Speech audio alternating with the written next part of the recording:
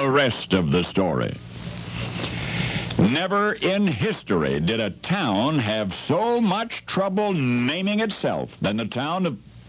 Well, you see, that was the problem. The town had no name, not even an unofficial one. There were many suggestions, but every time somebody made a suggestion, it was discovered that some other town already had that name. How did the folks find their way to the nameless town? Well, people who lived on the gently rolling hillscape of southern Indiana would simply point and say, over yonder is the nameless town. So that's exactly what they came to call it until one Friday night, late in 1852, on Christmas Eve. And this is the rest of the story. The Christmas Eve service had just concluded in a little log church, and everybody was there. As good a time and place as any to hold the final town meeting of the year, one citizen decided.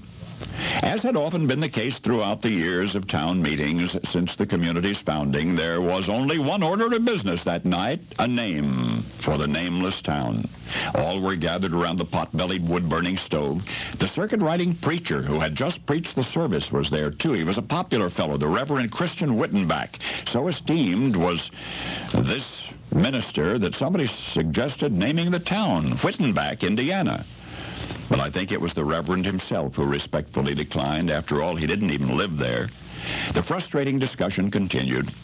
Now, when I mention everyone was there, I mean everybody. Children, although quiet and not participating, children were included. But then, with a chilly December gust, the door of the church blew open. It was the adults who fell silent, and it was the youngsters who suddenly came to life. For beyond the picture-framed doorway was a magical scene of snowflakes winking on black velvet and the magical sound of sleigh bells. But whose sleigh might it be? All were present, remember, and nobody else for miles and miles around except... That's right. And as the children ran to the doorway, they excitedly shouted the name that every grown-up was thinking.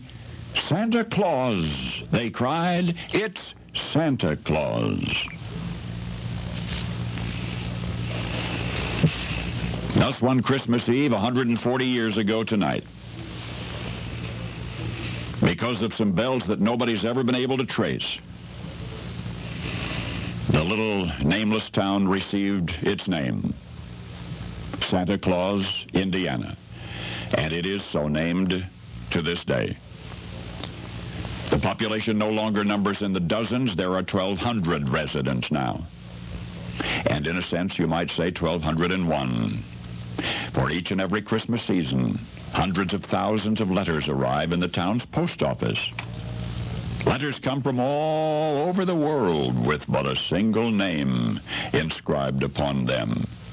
The inscriptions are often scrawled in crayon, but the letters are sent in utmost sincerity. Of course, you know what the name is on all those envelopes, and you know why those letters arrive where they do, because you know the rest of the story.